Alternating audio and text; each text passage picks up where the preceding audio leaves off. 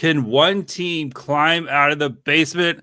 That is known as the Pacific Division. We dig into it next. This is the Locked On Podcast Network's 2025 NHL season preview.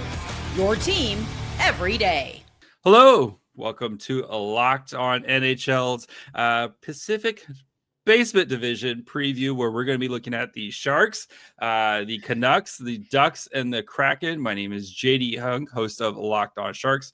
I'm joined by Trevor from Locked On Canucks, Kyle from Locked On Ducks, and Erica from Locked On Kraken, where we are going to dive into the Pacific Division and see if we can hoist one team up into the top four and maybe make the playoffs this year, right? One of us will make the playoffs. So we're going to be starting out, of course, because it is the off season here. And off season is also optimism season. So we're going to be going around the horn here, talking about one reason why each team is going to be optimistic. And we will start with you, Trevor. Your Canucks last year, things didn't go well. JT Miller, did JT Miller things in the locker room. But new season, Quinn Hughes, Elias Pettersson. Is there reason for optimism up in Vancouver? Well, first off, I'm happy to see all your beautiful faces, but I'm thinking about last year when I did the roundtable for the top four teams in the Pacific Division, thinking that maybe, just maybe, the Canucks, the Stanley Cup contention window might be opening, man, oh man, pushing the Oilers to Game 7. And as you all know, it's here we are, the Canucks. You're in the mud with us down here. In the bottom, yeah. JT Miller's the captain of the Rangers. And JT Miller getting traded. That was something that obviously I didn't see coming last year. So look, when I look at the Canucks going into this season, almost everything went wrong last year, right? They had lots of injuries to key players. Obviously, according to what we heard, maybe the most toxic dressing room in the entire NHL. And they still almost made the playoffs, right? Like, they were kind of fighting for their playoff lives until the tail end. So when I look at this season, and man, oh man, maybe I got those blue and green glasses on, but I have a hard time seeing Thatcher Demko play only 18 games. I have a hard time seeing Elias Pettersson have only 45 points. And those are, two of the most important guys on this team outside of Quinn Hughes, who I believe will be a superstar once again. Philip Hronek, a key defenseman, missed a chunk of time last year. I mean, look, this Canucks team, JD, I think you're saying before you hopped on, you can see them being a top 10 team. You can see them being a bottom 10 team. There's a huge variance here based on Pettersson and Demko specifically. But you look at this defense, and on paper, could be top 5 in the NHL, right? A great top 3 of Marcus Pettersson, Philip Hronek, Quinn Hughes, Kevin Lankinen, and Thatcher Demko have the potential to be one of the best goaltending duos in the NHL. And if you couple that with the Canucks offense, even if the Canucks offense is just league average, this is probably a playoff team. Yeah, and nothing fixes locker room cultures like trading for Evander Kane. Kyle, so this feels like the year where the Ducks are supposed to take a step, right? You've been slowly building since 2018. You have all these great prospects who are starting to kind of round into form. And then you go out and you hire Joe Quenneville, who's won a Stanley Cup before. Can the Ducks, is this optimism for Anaheim this year? There is a lot of optimism. Unlike the Canucks, who give their players to the Rangers, we take the Rangers and bring them over to Anaheim. We are the New York Rangers Light or the New York Rangers West, whichever way you want to look at it. But this year, there's a lot of optimism, I think, with the new coaching staff and the additions to this roster, and just seeing what's been happening with training camp so far. I think there's a lot that's going to come out of the Anaheim Ducks. I think they're going to put the league on notice, and there's going to be a little bit of surprise coming out of the wonderful Orange County out here and making a difference. I look at where these Ducks are, and compared to the Cronin structure that has been the last couple of years, and now looking at Joel Quenneville and the team and just their energy, their effort, it seems like there's just this level of respect that goes beyond, the regular levels of hockey. And now these guys are really putting their efforts and energy on the line. And it's going to be an exciting year out here for Anaheim. I mean, that JT Miller jersey in a couple of years, that Ducks JT Miller jersey is going to be a hot commodity. The Miller McQuinn combo is going to be great. I'm just Miller waiting for McQueen combo. Zibanejad to come out here because the There we Ducks love go. their Swedes. We're all about Sweden out here in Orange County. So Zibanejad, just come and join the boys. We're waiting for you. Erica, the Kraken have been a team that's been kind of wandering the desert here. They made the playoffs their second year, and then it's been, they've been kind of struggling to get back to that. Is this the year that they break through? Well, we sure hope so. The sentiments for optimism is that it was only worse one other season. So, let's do better, let's do better. And I think that the optimism in a more real answer is in Lane Lambert. I was one that wasn't necessarily on board with the coaching change because a lot of the issues with the Seattle Kraken, in my estimation, are not going to be fixed by just changing a head coach. We did also see that Ron Francis fired his third head coach, but got promoted. So congratulations to him. But that means that Jason Botterill is running more of the day-to-day. And I think that although I still have questions with regard to what the messaging is and if everyone from front office all the way to coaching staff is even on the same page with what the timeline is for the Seattle Kraken, in the last few days of training camp and even in the preseason, I think we're already seeing what Lane Lambert can do as far as bringing a lot more discipline to this team. He does not mince words. He seems very direct. He also has no issue stopping drills in practice. The practices have been he's running these guys or skating them, and there's a lot that he's setting a high bar, I guess is what I'm trying to say here. And when you have a team that's been flailing and has arrived earlier than expected in season 2, but then really has underperformed in a lot of ways, even though, this was still going to be a scrappy team trying to get out of the Pacific Division, but they've underperformed in the last 2 seasons.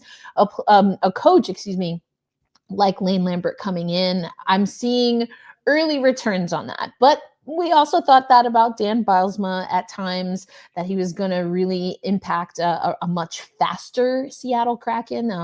And then my favorite element of the game, JD defense, went out the window. So, I think Lane will have that balance, and that's definitely a reason for optimism. Although, again, I might have to backtrack some of the things I said in the offseason about the coaching change.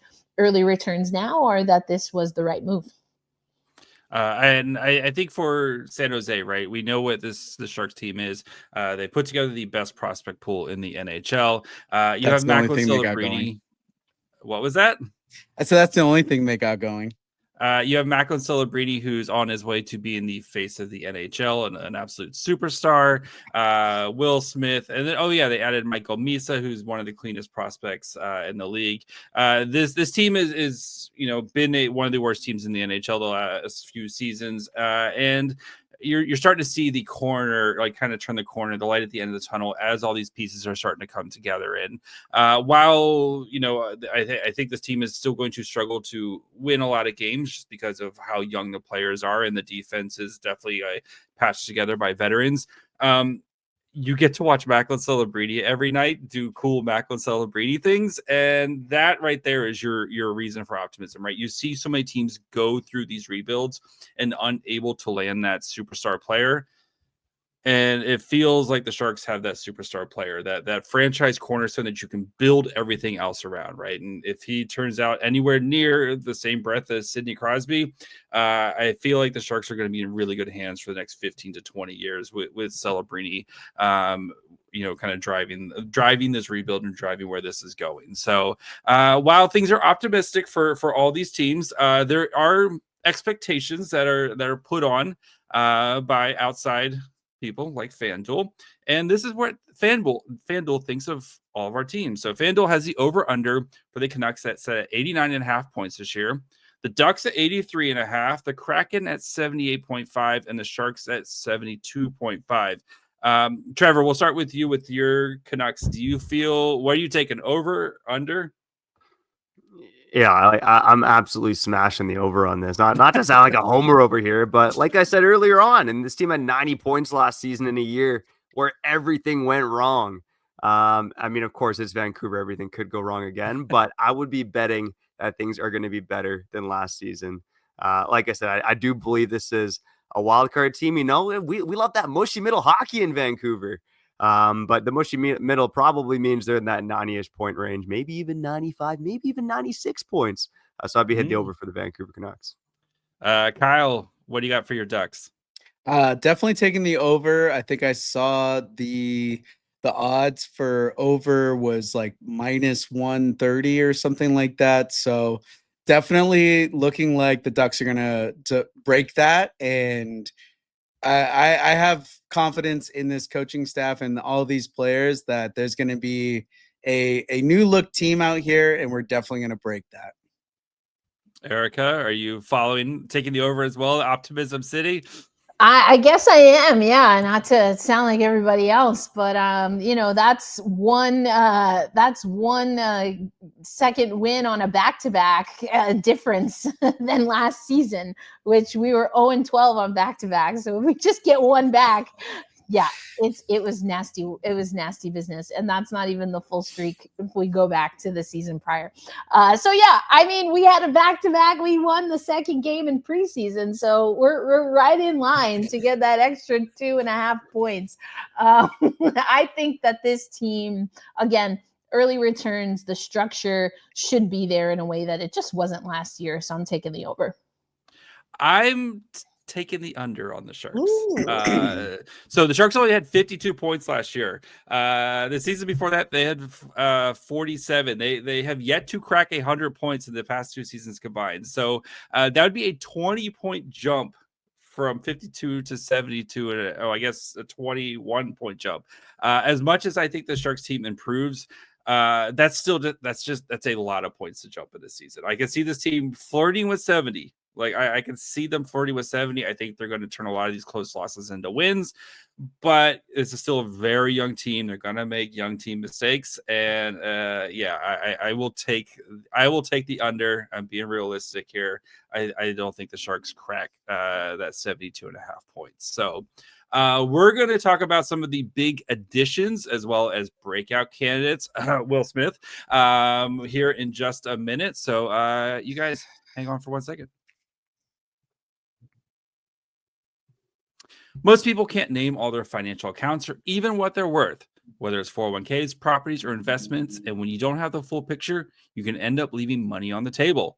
That's why there's Monarch Money. It's an all-in-one personal finance tool that brings your entire financial life together in one clean, easy-to-use interface on your laptop or on your phone. Monarch is built for people with busy lives. So if you put off organizing your finances, Monarch is there for you. Monarch does the heavy lifting. You can link all your accounts in minutes, see clear data visuals, get smart categorization of your spending, and finally feel in control of your finances without ever touching a spreadsheet. It's like your own personal Puckpedia, people. And the great thing about it, too, is if maybe you and your partner have separate accounts, but are working towards a goal together, whether it's buying a house, buying a car, or just planning your next adventure, they make it super easy to do that. Don't let financial opportunities slip through the cracks. Use code LOCKEDONNHL at monarchmoney.com in your browser for half off your first year. That's 50% off your first year at monarchmoney.com with code LOCKEDONNHL. All right. So before we continue, do of course want to thank you guys for making this your first listen. If you haven't, go check out any of our shows: Locked on Kraken, Locked on Ducks, Locked on Canucks, or Locked on Sharks, wherever you listen to podcasts. And of course, you can subscribe on YouTube as well. Erica, who was the biggest addition for your Seattle Kraken this offseason, and why was it Mason Marchment, who I really wanted the Sharks to trade for? No, but who do you think it was for you? Yeah, everyone's saying Mason, and I'm an eye test gal, so I'm going to reserve the right to hold off on that. But I think the reason that Mason Marchment is everyone's pick is because another thing that we heard from the Seattle Kraken is that they want to play net front. We need a little more moxie, a little more sandpaper, and Mason definitely has that. Unfortunately, as I speak, he's one of our guys that's already day to day. So there you go. There goes my over. But I think that when you have a player like Mason Marchment, and then you have some of the young guys that we have in the pipeline, I'm expecting that, again, talking about Lane Lambert, that he's going to be able to really set an important tone. I think John Hayden is another guy that kind of comes from that cloth, so to speak, cut from the same cloth there. But yeah, I think Mason, if he can really help in that net front area, it's a huge emphasis that the organization has placed. And again, why they get Mason Marchment. I'm hoping he gets back healthier on that day-to-day. McCann is out, Chandler Stevenson, Capo Caco, who I'm sure I'll talk about on this. So yeah, we need a healthy piece of sandpaper in front of the net for us this season. All right, Kyle, plenty of additions for the Ducks as they, trying to add some pieces. They had a lot of cap space this offseason. Who do you think is the most important addition to your Ducks?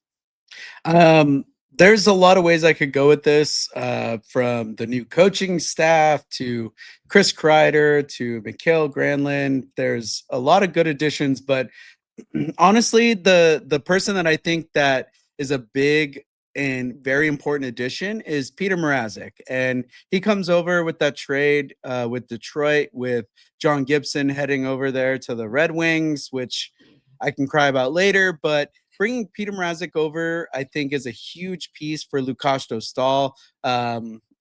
Argue what you want with the preseason, with being too many games or too less games or whatever it is that you feel about the preseason.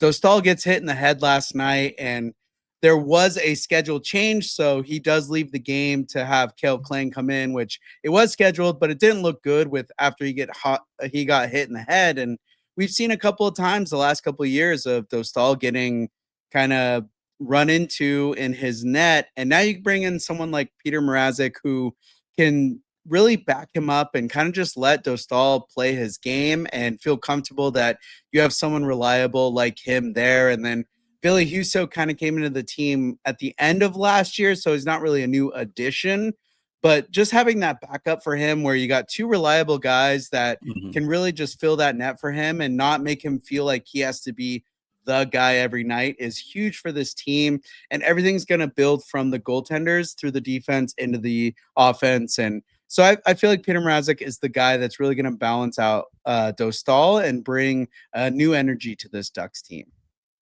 Trevor, biggest addition the Canucks made this offseason. Man, oh man, I thought I was going to have to copy Kyle there with the head coach. I thought it was going to be Joel Quenneville. He threw the Peter Mrazek curveball there. But, hey. With the Vancouver Canucks, unlike the Anaheim Ducks, there were not a lot of new additions, right? It was Evander Kane, and no, I'm not picking Evander Kane here. I could go with Brady. Why not? You listen to Locked On Canucks for the takes on that. I could pick Braden Coots, who honestly has been one of the standouts at Canucks training camp. And even though he was a 15th overall pick, there's some rumblings that he could make the team to at least get an addition. But I got to go with Adam Foote, right? I think so much matters for the Vancouver Canucks. The entire NHL knows it. If the Vancouver Canucks aren't good, they are probably going to lose Quinn Hughes and slip into a San Jose Sharks rebuild, if we can even rebuild properly, which we've never done in our 55-year history. So I'm going with Adam Foote. Adam Foote got the Quinn Hughes cosign. Quinn Hughes, went on the record saying that Adam Foote is the best coach he's ever had back when he was an assistant. And here he is in Vancouver, where now winning really matters, to try to keep Quinn Hughes here, to try to keep the band together. And everyone kind of thought he was going to copy Rick Tocchet's style and it was going to be the same old Canucks. But early signs in training camp is that he's really tweaking the structure, trying to make the defense more aggressive and really trying to put his stamp on this team. So if he puts a stamp on this team and everything goes well, the Canucks can probably keep Quinn Hughes and maybe be competitive, dare I say, get back into that Stanley Cup contention conversation at some point. And if they aren't, well, the whole thing is going to blow up anyways. So a lot rides on whether or not Adam Foote can get the most out of the team this season. Yeah, I mean, for the Sharks here, there was a lot of additions. Again, as they're trying to kind of patchwork their defense, but I wanted to talk about Dmitry Orlov, who the Sharks have had a bad defense will is nice to say for the past couple of seasons. And I think Orlov is a guy who he's never been the guy, right? He's always had a John Carlson or McAvoy, or like you look at like Jacob Slave, and so he's going to have to be the guy this year for the Sharks when it comes defensively. But I think he's still got enough left in the tank where I think he can help kind of solidify this defense, especially with some of the other pieces coming in, like a John Klingberg, who's we'll see if he can stay healthy.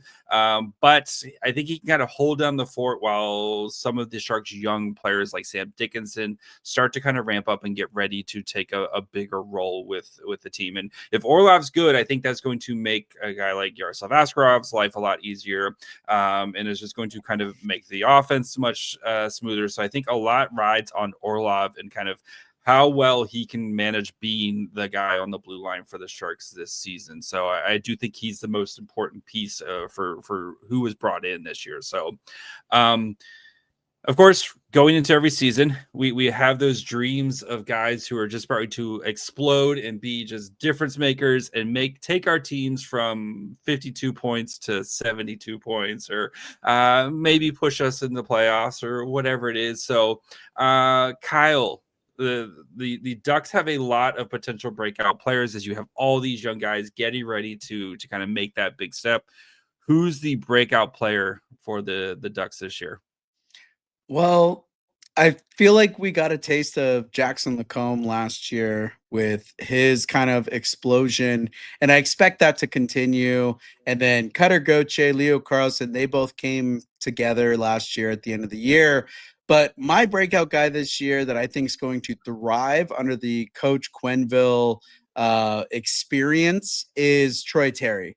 He's the guy that I think is going to thrive with this kind of quick pace, physical, just simplistic, systematic approach to hockey. You saw it against Utah the other night. Last night against LA, not looking as standout-ish with Carlson. I feel like there's some chemistry missing, but it seems like Quenneville's really trying to push that as they practiced today this morning. But Troy Terry is that guy. He plays such a responsible version of hockey. He's always doing the little things right. And he might not be the guy that shows up on the score sheet every single night, but he's doing all of the little things in the 200-foot game of hockey correct. And I think that's going to exponentially show up to this year with Joel Quenneville. And you're going to see probably a career year from Troy Terry this year. He's my guy. Expect great things from him. Erica, is this the year? I'm going to say Capo Caco. Is this the year Capo Caco finally breaks out?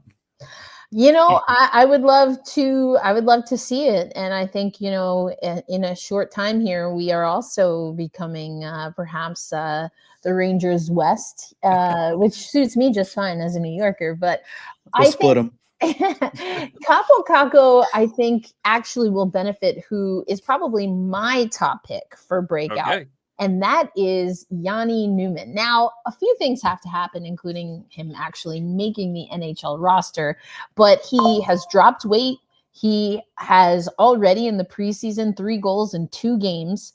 And I think that he is just laser focused. And I think that him coming in, having such what seems to be a productive offseason, and Lane Lambert being the coach, I think he's feeding directly into what Lambert wants to do while also upping what he can do physically. And what we're seeing is Matty Beniers is centering that line with Newman and Kakko. And I really like that combination overall. I got to put this one out there for the fans, though, because I know a lot of people want this to be a Shane Wright breakout year. And the truth is, that not only do I think there will be multiple players on the Kraken that will have a breakout year, but we kind of need it. All right. I've been likening these this preseason to the MTV old vets versus new threats, and we need some of these young guys to come in and really put a mark on the preseason. And Newman, for me and for my money, is top of the list. There's some other guys, Oscar Fisker Molgaard. I love what he's been able to do, Edward Chalet, but those players, I just don't see them making the roster for the beginning of the regular season. Now, once we get to Olympics and things of that nature, I think they have a great chance of maybe having an appearance, injuries, things of that nature. But for my money, it's Newman for sure. And yeah, Shane Wright will be up there as well. Trevor, do the Canucks have anybody left to break out? Well, I'm sticking with the trend here. We keep talking about former Rangers, and I'm going to say my former Ranger is going to be better than your former Ranger and your former Ranger. All right. And I'm going with Philip Hedl. Now, Philip Hedl got me excited at training camp where he referenced the JT Miller trade himself, right? Again, a guy in his mid-20s who's, been a middle six player coming to Vancouver with the potential to break out, right? And JT Miller did it. I'm not going to come on here and say that Philip Hedl's the next JT Miller, but he is a guy that has never played in a top six role consistently.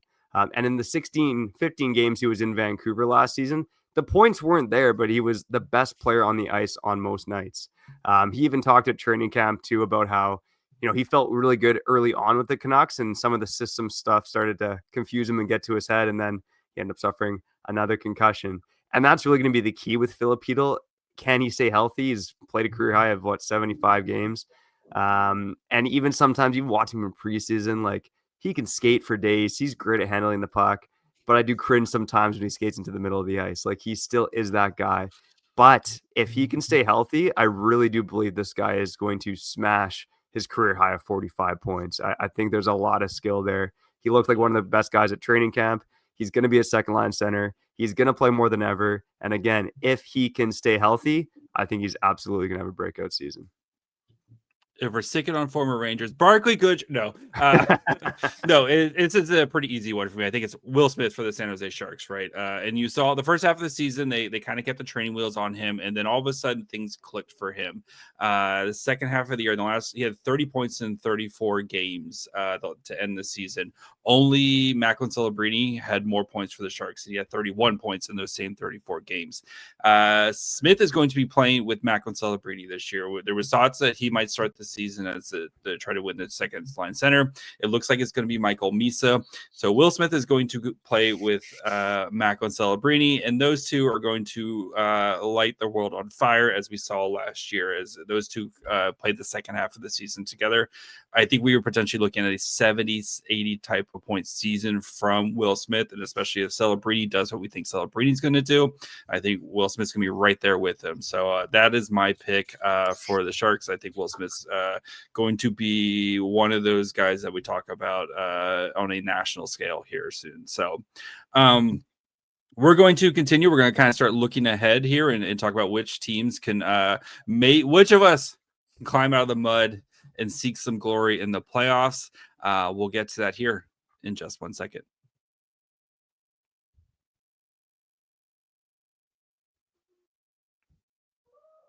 All right, before we finish up, of course want to thank you guys for making this your first listen. For your second listen, go check out the Locked On Fantasy Hockey Podcasts. Steal and Flip provide daily fantasy tips to give you over the edge with your league mates while making you a smarter hockey fan. Find Locked On Fantasy Hockey on YouTube, wherever you listen to podcasts, part of the Locked On Podcast Network, your team every day. So the hope is one of us is not here next year. That's the hope, right? And spoiler, I'm going to be here next year because I'm trying to be realistic about this. And so we're going to kind of talk about who we think is going to not get out of here. So I'm going to start. I honestly, I think it's the Canucks. Like this Canucks team,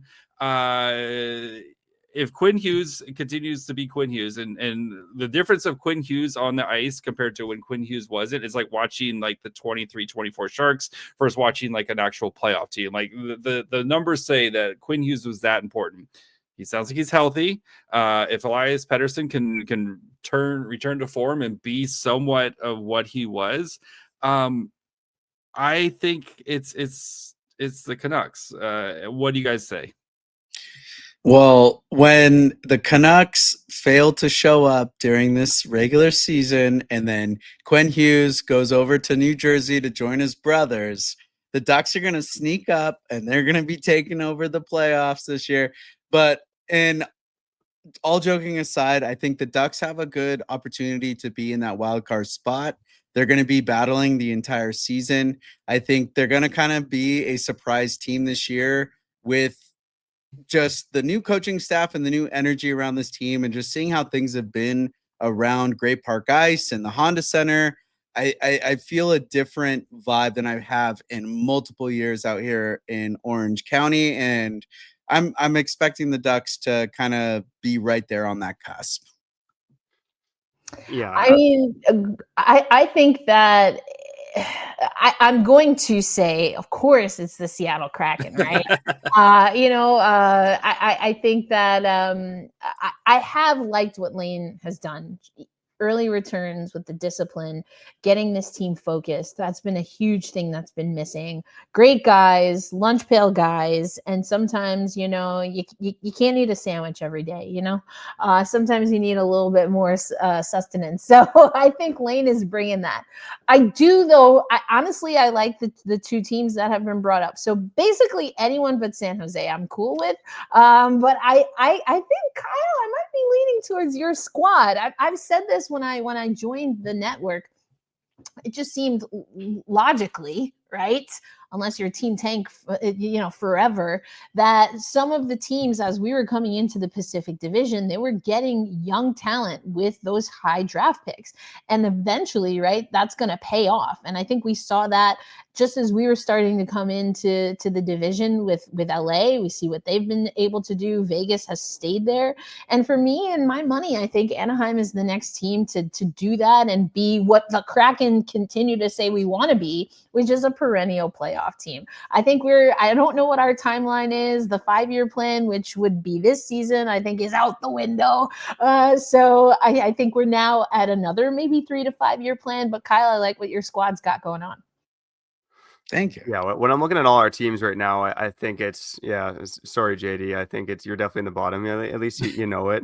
Maybe I'm still in denial, right? Based on these conversations that have been going on. But for me, it's San Jose and Seattle that I think are still here for sure. I think, Seattle's ceiling is probably like this 80-ish point team, right? I mean, there were nights the last season, right? I think we played the Kraken in January. We got our butts kicked. We were missing Hughes and Pettersson. And I'm like, man, without Hughes and Pettersson, we are the Seattle Kraken because Kraken have some good defense. They got some players, but they got no stars, right? So the Canucks stars can be their stars. I feel good about us being out, but I really do think it's between the Ducks and the Canucks, right? And I look at this Ducks team on paper, and I don't feel like they're that much better. I think these guys, young guys, could take a step. Nothing about Chris Kreider or Mikhail Granlund or Jacob Trouba, being there. None of that excites me. But can Joel Quenneville coach that team up and get them into the playoffs? He's missed the playoffs, 3 times in 20 plus years of being a head coach. So the odds are on your side. Again, on paper, I don't love the Ducks making it to the playoffs, but again, Cutter Gauthier and Leo Carlson could absolutely take the next step. The defense is still a mess, but if one of those guys takes a step too, plus the Joel Quenneville factor, then it could be a tight race between the Ducks and the Canucks for one of those teams to make it in. All right. And if things don't go well this season, what is at stake? So, Erica, we'll start with you. I know, again, new coach, hopefully there's some, little bit of the honeymoon period, but what do you think is at stake for the Kraken if things don't turn out well this year? Yeah, this is such a dicey question. I've been trying to get a sense of if Lane Lambert has a super short leash here, just given all of the coaching changes and the Dan Bylsma change. I really just think he, I don't know, he ate someone's lunch or something. I don't know what happened. He took it out the fridge and they were like, you gotta go. But I think that what's at stake here is that you had a lot of excitement for an organization and for a city where now things are starting to turn to not if, but when the Supersonics return, and you're going to have that air sucked right out. And if you can't win, you're a mediocre at best team, which is honestly where the Kraken have been. And the conversations that I'm hearing around the organization, we're not team tank, or at least that's what we're hearing, but we're not necessarily going to make that huge jump. I mean, we all agreed on that, right? for the most part. So I think what's at stake here is that you have an organization that was built really well from all of the optics perspectives, but it never really panned out on the ice sheet. And I would say that Ronnie Francis is in trouble, but it seemed like he got bubble wrapped when he got promoted to president. So I guess Lane and Jason are going to have to take that if it doesn't work out. Tough. Yeah, tough. Trevor, I mean, we kind of touched on it before, but this feels like a massive season for the Canucks where you could either be, again, entering the playoff conversation and everything's cool, or you could be going through a very painful rebuild here really soon. Is it really the stakes that high? Yeah, I think the stakes are that high. I think there's already been some reporting going on, within the past couple of weeks that Canucks management, if things don't go well, they could be under the gun, right? Time has flown by, as Patrick Allvin said recently. It is year 4 on the job for him. Jim Benning got fired in December of 2021, so it's been a while. These guys have had their time to put a stamp on the team. Everything was trending in the right direction until last season, and they got to take some blame too for how the whole Miller-Pettersson situation was handled. So if things look more or less like that last year, I think Canucks management's under the gun. And of course, like we've all talked about, it's Quinn Hughes is likely leaving, and I might be here for a long time, guys. It's okay. We have jackets. Kyle, we again, like, vibes are good, things are going well, so kind of feels like if maybe they don't kind of meet expectations, like you still feel like you're heading in the right direction. Is like, doesn't feel like it's as dire for the Ducks this year if they don't make the playoffs. Yeah, I think there needs to be an improvement in the points at least, and they need to be a competitive team this year. And even if they don't make the playoffs, as long as they're kind of right there in the cusp, if they're bottom, like hanging out with the Sharks, like no pun intended, being bottom feeders, if that's the case, then there might be an issue with Pat Verbeek. I think Pat Verbeek's been kind of pushing the overall fan base in a negative direction, and especially looking at how he's handled players like Trevor Zegras, Jamie Drysdale, now Mason McTavish. We're 7 days into this training camp and still there's zero movement. Elliot Friedman reported nothing's been happening. It's just looking like Verbeek's kind of got this ego, and that's going to be an issue. And if we don't see success, and it comes back to, Mason McTavish having a poor year, because by the time he finally gets signed, or if he moves out, whatever happens with McTavish, I think will be the kind of descriptor of this season, whether it's good or bad. And if it goes bad, I think Verbeek's going to be on that chopping block. A life with no expectations. Here's what I would say. I think fans, though, want to see improvement, right? And is something I've been kind of harping on with my show is you can't three-peat. Like the Panthers are going for a three-peat. We're trying to avoid the three-peat of being the worst team in the NHL, because it's not a great look if your team is the worst team in the NHL for 3 straight seasons. And I think if the Sharks are the worst team in the NHL, it brings up bigger questions of like, well, is Askarov this guy that we expect him to be? And is Celebrini, can be this guy? And what about Eklund and Smith, et cetera, et cetera? I think it poses more questions. And while, again, I don't expect this team to be up in the playoffs and stuff, but can this team be just more competitive night in and night out? And we saw that last year under Ryan Warsofsky, where they were a very competitive team on most nights. And yes, you got your 7-1 games mixed in there as well. And I think there's gonna be less of those. And I think there's gonna be less third period where they lose leads in the third period. But everybody knows what the Sharks team is, right? And Mike Grier has been very slow and very methodical about this, and he's going to continue to do that because he wants to. He doesn't want to be the Kraken, where you go to the playoffs once and then you're an 80-point team for the rest. Like, we want to be that next, right? We want to be the next Avs. We want to be the next Lightning. Excuse me. We aspire to be an 80-point team. Thank you very much. Yes. Right. We want to be the next Avs. We want to be the next Lightning. We want to be that next team where every year, as long as Celebrini and Smith are in wearing teal and healthy, this is a team that could win the Stanley Cup. So that's where this is hopefully going. This was a blast, guys. I can't wait till next year when we get to do this again. Me, Kyle, Erica, and then probably Jess from Wow. the Flames. So, but sorry, Jess. I'm looking forward to Vegas joining this chat. That would be yeah. That would be hilarious. Who do you think? Really quick before we end this, who do you think who's with us down here next year? Who's with me, hanging out with me next year? LA. LA. LA. I could see LA. I think it's between LA and Calgary, probably. How about this? Let's say Ducks and Canucks are up to the top, and LA and Calgary. Hey. So that's realistic. Ooh, there we go. Yeah, Flames. Let's go. There we go. At least it'll be me and Erica next year. So as always, we'll start. Of course, you can find any of our shows wherever you're listening to this podcast and watch on YouTube as well. Locked on Canucks, Locked on Ducks, Locked on Kraken, and Locked on Sharks. Until next year. Bye, friends.